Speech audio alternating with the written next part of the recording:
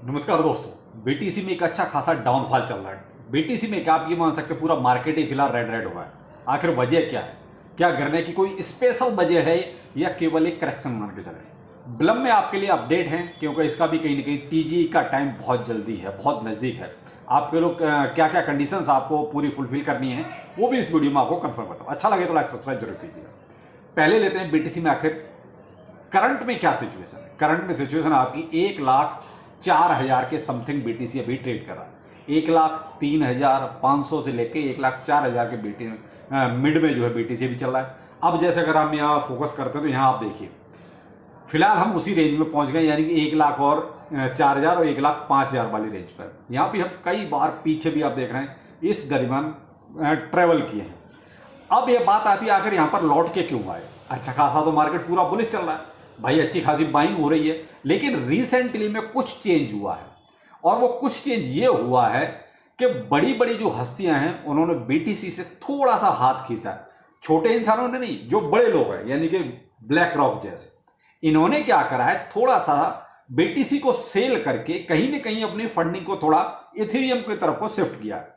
यहां पर आप ये नोटिस कीजिए, ब्लैक रॉक ने एक दिन में अब तक सबसे बड़ी आउटफ्लो की सिचुएशन यहां क्रिएट करी है।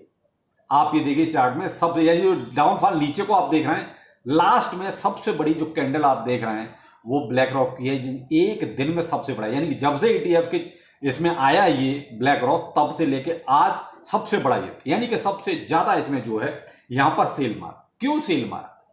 क्योंकि कहीं ना कहीं मुझे ऐसा लगता है कि चीजें ना या तो प्रॉफिट बुकिंग की तरफ जा रही हैं। अब प्रॉफिट बुकिंग क्यों कह रहा हूं, आप यहां एक चीज और नोटिस करेंगे, जब भी बीटीसी 70 प्लस होता है यानी कि इसमें फियर एंड ग्रीड इंडेक्स में, तो अच्छा खासा मतलब बुलिश हो जाते हैं, सब बुलिश हो जाते हैं। तो वहां पर आपको एक चीज और ध्यान रखनी चाहिए, भाई प्रॉफिट आप नहीं लोगे तो कोई तो लेगा। अब ऐसा नहीं है कि भाई आपने प्रॉफिट नहीं लिया है तो और कोई नहीं लेगा, सभी बुलिश बुलिश की हवा में चल रहे हैं। नहीं भाई, ये फ्यूचर ट्रेड एक ऐसी चीज है ना जहां पर अच्छे अच्छे लोग जो है ना प्रॉफिट लेते हैं। लेकिन ये ब्लैक रॉक जैसे भाई ये भी अपना इंटरनल कहीं ऐसा कुछ करते होंगे, लेकिन फिर भी अगर ये स्पॉट में भी हैं तो भी इनको पता है कि भाई हमने खरीदा जब मान लीजिए 90 पे और 95 हो गया तो ले लो, खत्म करो कहानी, देखी जाएगी, फिर से ले लेगी, फिर से नीचे आएगा। और वही सीन है। तो जब हम अच्छे खासे ग्रीड में चल रहे थे तो वहां मोस्टली ऐसी सिचुएशन पे प्रॉफिट बुक होता ही होता है। अब यहां पर जो सिचुएशन है वो मैं कह रहा हूं कि इथेरियम की तरफ क्यों शिफ्ट हो रहा है। आप ये लास्ट में दो कैंडल देखिए, यानी कि येलो जो है वो आपका बीटीसी है और ब्लू कलर आपका इथेरियम है।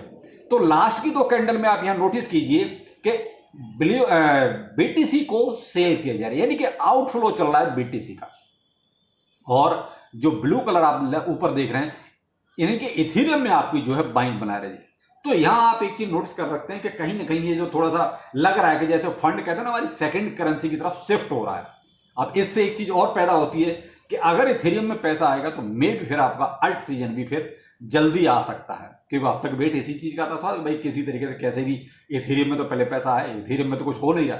तो इसलिए अगर इस तरीके से बड़े बड़े लोग, जब इथेरियम के ईटीएफ की भी बहुत सारी चर्चाएं हैं, बहुत सारी कंपनियां इसमें अप्लाई कर रही हैं, तो मे भी इस वजह से और लोग अब सोच रहे हैं कि भाई बीटीसी तो काफी ओवर हो चुका है, तो क्यों ना इथेरियम में इसको बूम किया जाए। तो शायद ऐसा कुछ हो सकता है।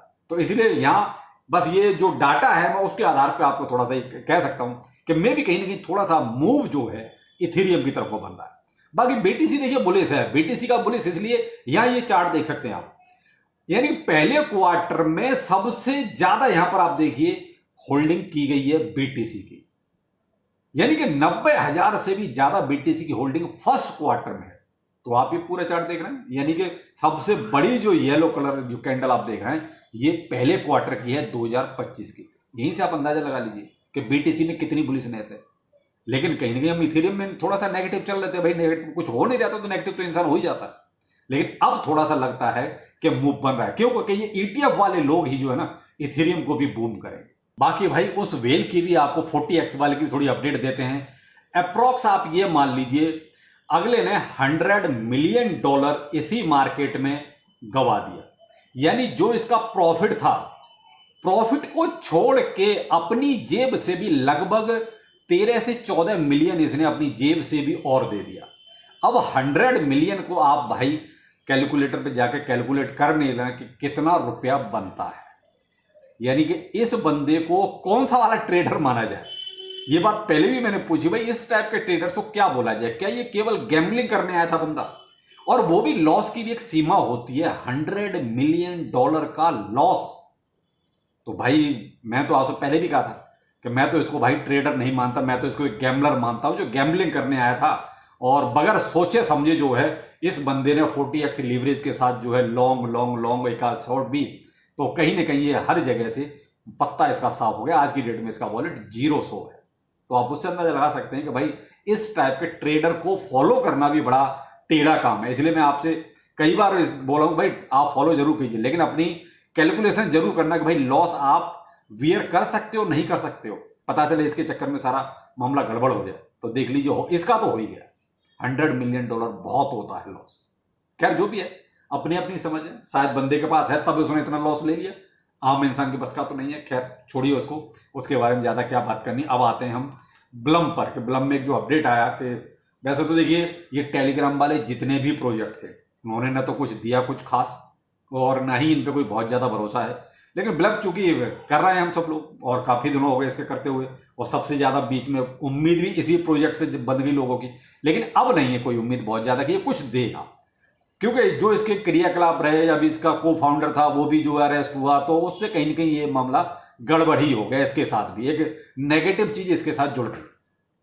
कितना फंड ये अब इरेज कर पाया है ये भी कोई बहुत ज़्यादा भी ऑथेंटिक चीज़ है नहीं सामने, लेकिन फिर भी अगर आप अभी भी इसमें इन्वॉल्व हैं, अभी भी आप इसको कर रहे हैं, तो थोड़ा सा ये क्राइटेरिया जरूर देख लीजिए। जैसे आप जब भी आप अपना ऐप ओपन करेंगे तो आपको ऊपर ये एक पॉपअप चलता हुआ दिखाई देगा, उस पर क्लिक कीजिए तो आगे आप जो है आपको मालूम पड़ जाएगा आप एलिजिबल हैं या नहीं है। अगर एलिजिबल होंगे तो आपके सामने होगा मोर देन 100 के बीपी पॉइंट आपके होने चाहिए, ठीक है, एटलीस्ट 750 मेमे पॉइंट होने चाहिए, और प्रूफ ऑफ एक्टिविटी, यानी दोनों में से कोई सा एक। तो देखिए मेरे पास 750 ये तो मेमे एमपी पॉइंट तो नहीं थे मेरे, मैं प्रूफ ऑफ एक्टिविटी उस टाइम कर लिया था, क्योंकि $0.2 के आसपास टोन के आसपास कुछ था ऐसा कुछ उस टाइम पर, तो मैंने उस टाइम ये कर दिया था। एटलीस्ट 2 रेफरल होने चाहिए, आपके 2 रेफरल होने चाहिए, और सिविल चेक होने चाहिए, यानी कि आपने कोई भी 2-3 अकाउंट एक ही ईमेल से या उससे एक ही उस पर कुछ करके तो नहीं कर रखे हैं। तो ये चीज़ अगर आपकी सही है, कोई दिक्कत नहीं है इस तरह की, तो फिर आप जो है एलिजिबल हो जाएंगे।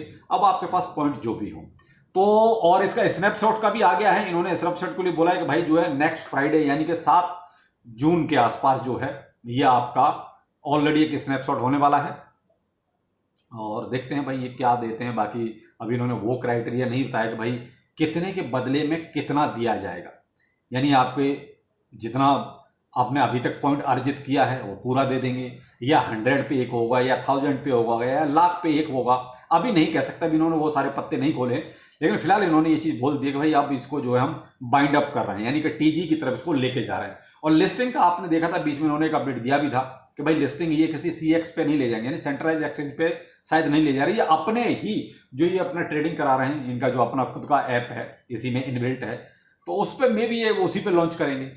बात तो यही है, लेकिन उस पर करेंगे तो भाई मुझे तो नहीं लगता कि बहुत ज़्यादा कुछ उम्मीद है। हाँ, किसी सीएक्स पे लेके जाते, किसी एक्सचेंज पर लेके जाते तो शायद कुछ उम्मीद बन सकती थी।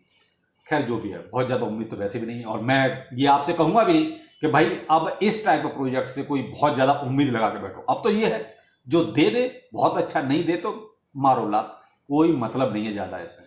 अब चूंकि एक अपडेट था और फिर बहुत दिनों से हम लोग इसमें इन्वॉल्व भी थे, इसलिए भाई आपको ये बताना वो जरूरी था कि आप भी एक बार अपना चेक कर लीजिए कि आप एलिजिबल हैं भी या नहीं है। नहीं है तो भाई ये चीज़ें आप कर सकते हैं, अभी आपके पास पूरा 1 हफ्ता है तो आप एलिजिबल हो जाएंगे। तो इसीलिए बताना इंपॉर्टेंट था। चलिए फिर मिलते हैं किसी अपडेट के साथ। नमस्कार।